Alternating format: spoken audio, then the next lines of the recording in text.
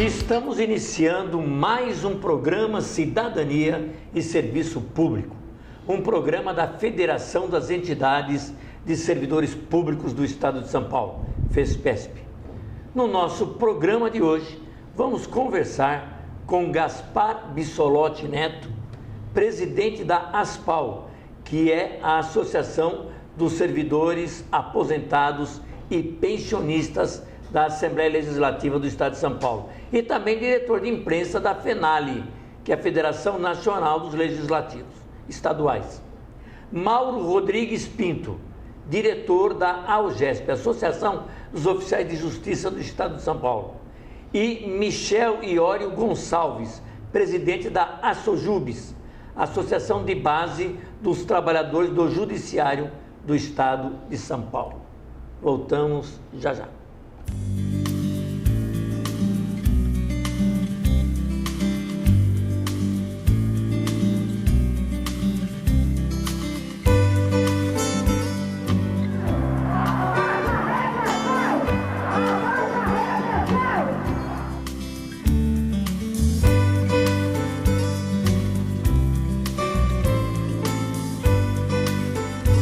Estamos pedindo aquilo que nos é de direito.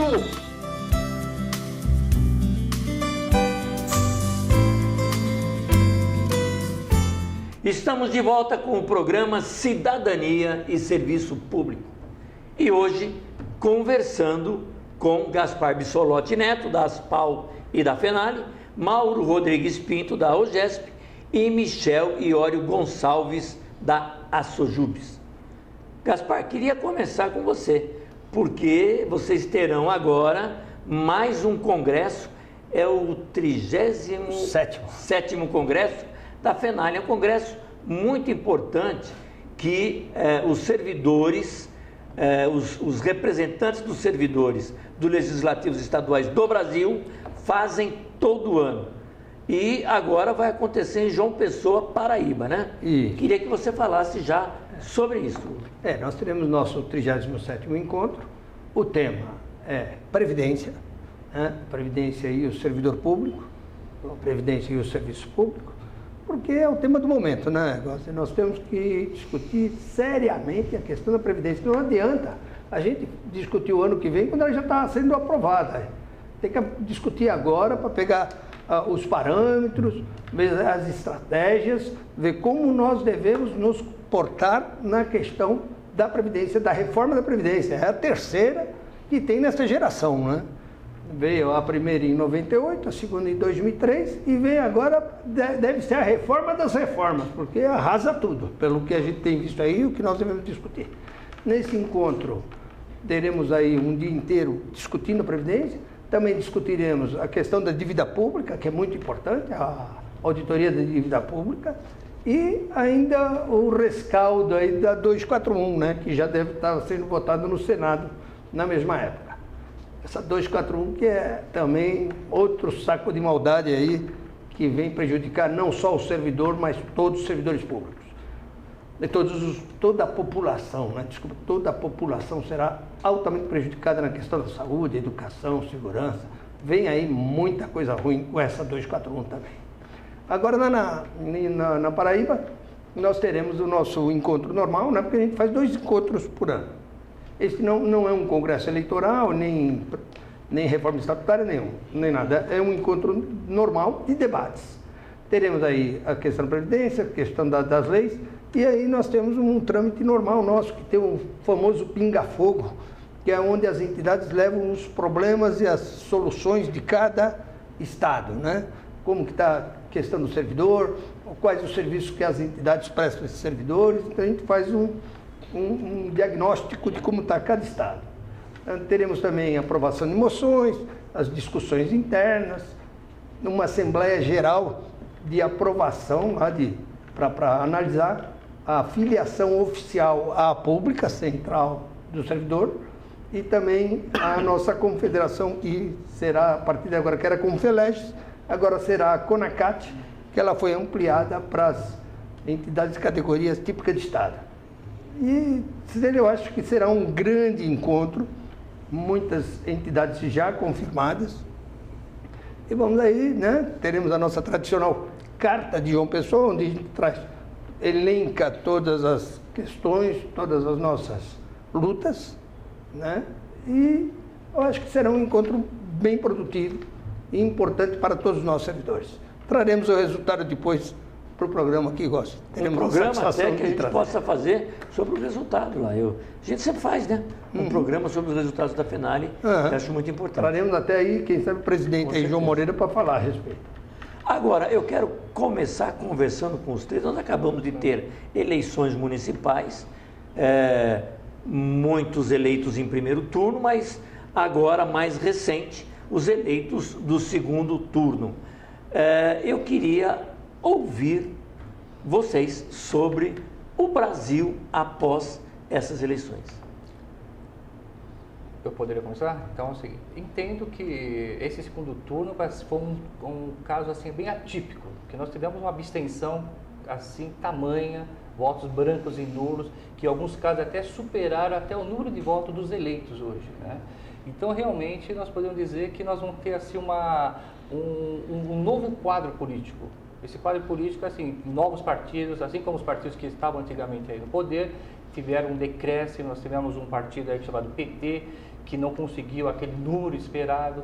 Tivemos um partido como do governo do presidente da República, o PMDB também teve algum decréscimo, né, em algumas capitais. Então, eu acho que nós podemos esperar um novo quadro.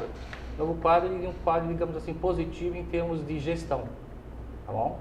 Não sei se o nosso colega... Michel, como você vê esse novo quadro? Uma onda conservadora, né? A gente vê o que está ocorrendo não só nas eleições municipais, mas acredito também que talvez nas próximas eleições estaduais e também até federal, uma onda conservadora no país todo, em decorrência da Lava Jato, os acontecimentos da crise política e econômica que ocorreu nesses últimos tempos. Né?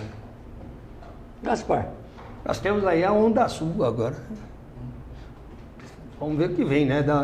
A gente não tem saudade de nenhuma onda, né? Atualmente eu não tenho saudade de onda nenhuma. Até hoje, todos os governos que vieram, infelizmente, podemos dizer até que tivemos uns governos aí que fizeram algumas coisas boas, mas no frigir dos ovos, a população vem sofrendo muito há muito tempo. Espero que com essas mudanças todas aí, que a população parece que está se conscientizando da importância de não ser um analfabeto político, né? Começar a participar. E parece que eles deram um recado dessa forma: não vou votar. Aliás, nós tivemos até uma coisa interessante, né? No segundo turno, nem a nossa ex-presidente e nosso ex-presidente foram votar. Eu acho muito interessante o que está acontecendo no país. Parece que o pessoal quis mostrar assim, nós não estamos de acordo com o que está acontecendo e não vamos nem votar para ver o que vai acontecer para frente. Eu tenho até medo dessa situação, mas vamos ver o que vai acontecer. Eu espero que nunca mais venha a ditadura. Se fala muito hoje em ditadura, né? Muita gente aí jogando essa semente, tá perigando a ditadura. População, vamos tomar cuidado, vamos ficar de olho. Quem quiser ditadura, vamos dar um pau neles. Quer dizer, pau no bom sentido, né? Na próxima eleição, tirar esse pessoal fora. Seja lá quem for. Ditadura, para mim, nem de esquerda nem de direita. Nós temos que viver na democracia. Falar em ditadura e democracia é fácil, né? Agora... Tá, mas queremos viver isso, né? Estamos aqui exatamente num programa de televisão, democracia, né? Queremos democracia, seja lá se é um partido X, partido vermelho, partido azul que está no governo, não interessa. O que interessa é que a democracia prevaleça. Eu tenho muito medo, a gente já viveu 64, né?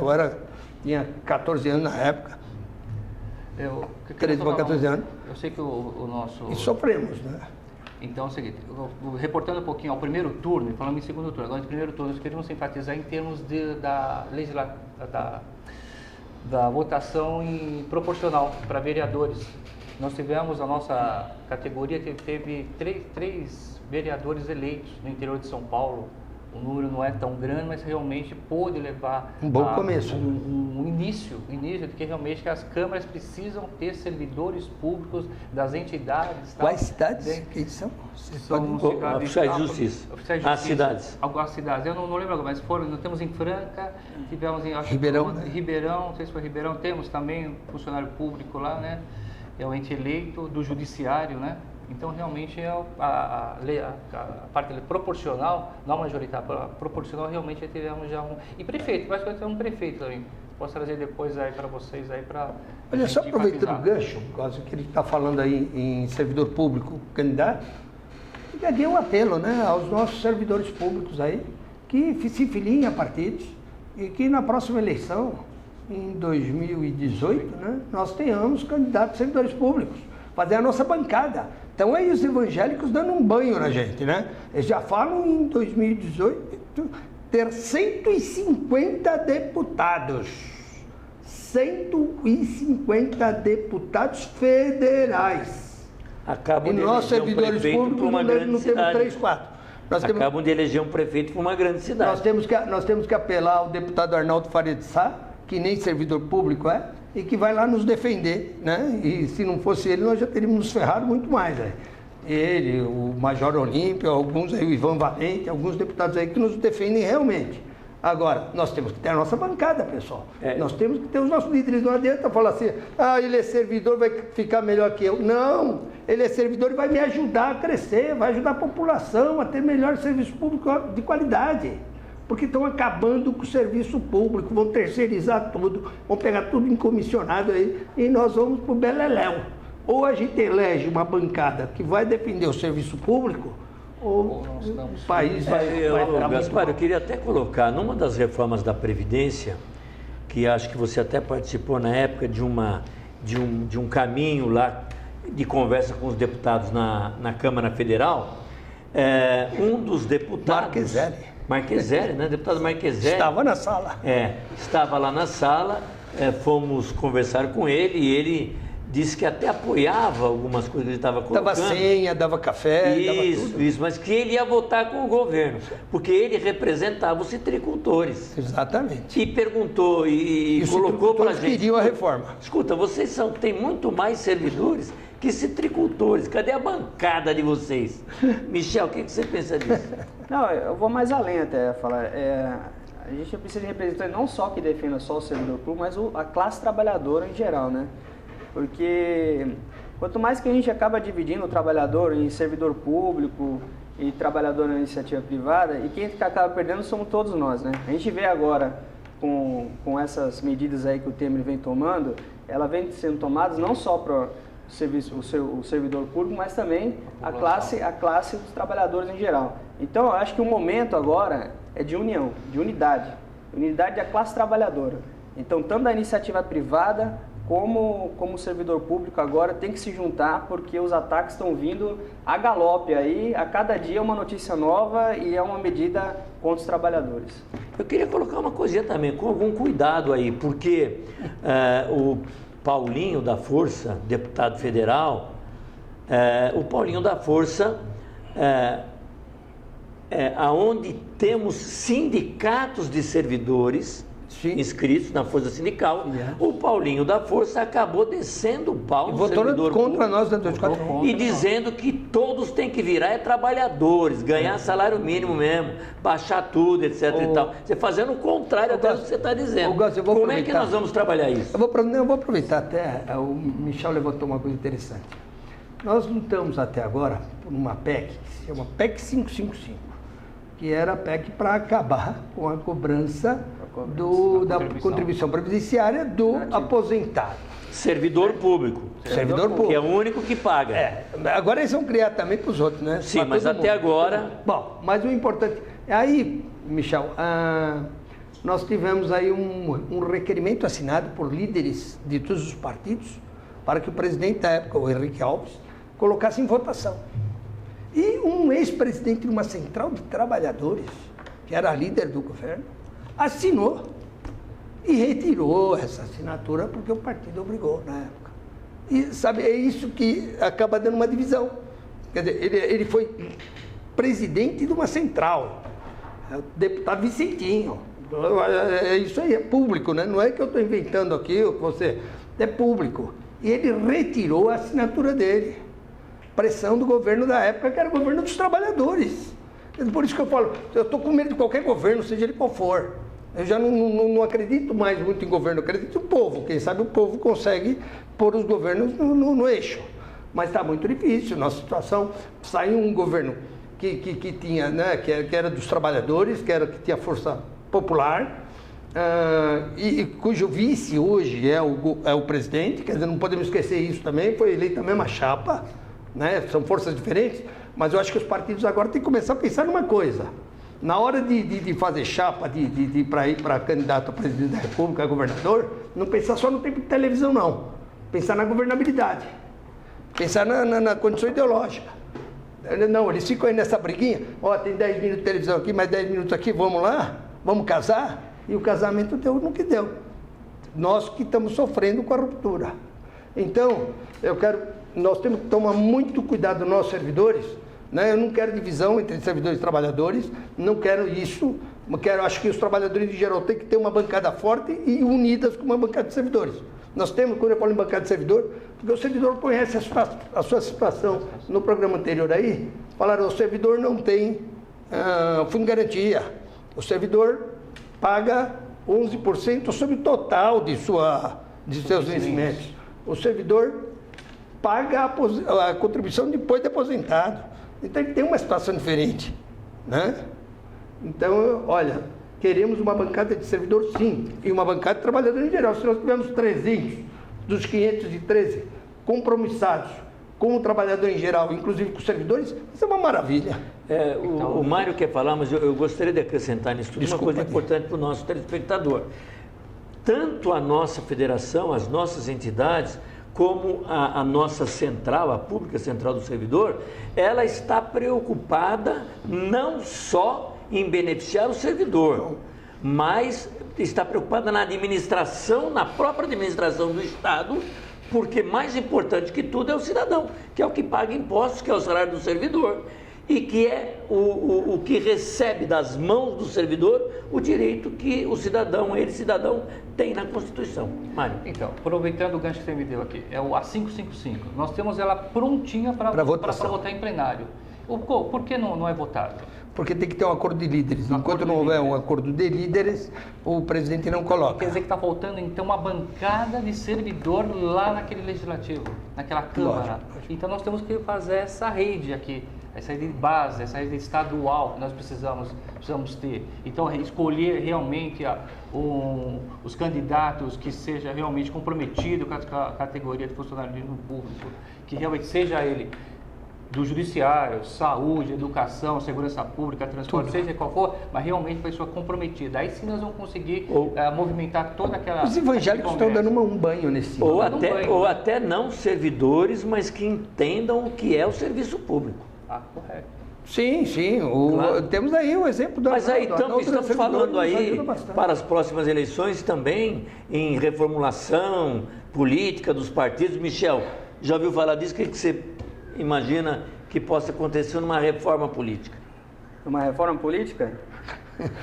Com esse Congresso. Eu acho que é para preservar o status quo, né? Na verdade, eles querem deixar a situação com essa reforma dizendo que vai tirar os partidos nanicos, né? Que muitas vezes servem cláusula de barreira. Cláusula de barreira para na verdade conseguir o fundo partidário, mas vai sobrar mais dinheiro do fundo para os grandes, né? Para os grandes, mas existem muitos partidos que são pequenos, mas também que são partidos que são importantes, né? E esses partidos vão ser prejudicados com essa reforma. Você imagina se criar a tal da lista, então? Você vota lá no partido, aí vem uma lista já formada do partido. Você não vai saber nem quem é o candidato, né? Não, só os poderosos vão entrar, né? O cara tem que ter muito cacife para entrar. Eles vão escolher quem são os candidatos, né? Eu espero que isso nunca aconteça. Eu sempre fui contra essa lista. Acho que eu sou a favor até de uma reforma mais ampla. A única coisa do ponto dessa reforma que eu acho interessante, não sei se estaria nessa reforma, que seria a questão do voto distrital. Porque eu acho que seria importante, o deputado ele estar mais próximo do seu local. Eu acho que nós deveríamos ter duas coisas, o voto distrital e o voto, porque o nosso povo ainda não é questão de partido, ele não é ligado a todo partido. Eu acho que deveria ter o voto individual também, o candidato independente. Sempre fui a favor do candidato independente. Tem os de partido, mas tem os candidatos independentes, o que ficaria inviabilizado nessa questão da lista. Por quê? Porque as pessoas às vezes podem não... Porque você vê esse negócio de partido, o cara se elege num partido e ele elege lá, fala assim, eu sou o candidato servidor público. Legal. Aí o partido dele fecha a questão num item que é importante para o servidor público, e ele ou vota com o partido contra o servidor público, ou ele é expulso do partido. Não é isso que acontece? Né? A tal da fidelidade partidária. Então, eu pessoalmente, aí é uma questão pessoal, eu sou muito a favor da candidatura independente, como tem em outros países, né? Outros países existem isso. Aqui no Brasil, não sei por que não se permite. Acho que muita gente poderia acabar se elegendo, até no nosso meio mesmo. E com a vantagem que seria independente na hora do voto. Chegamos ao fim de mais um programa com a presença do Gaspar Bissolotti Neto, presidente da ASPAL e diretor de imprensa da FENARE, o Mauro Rodrigues Pinto, diretor da OGESP, e o Michel Iório Gonçalves, presidente da ASOJUBS. Fiquem agora com o nosso noticiário.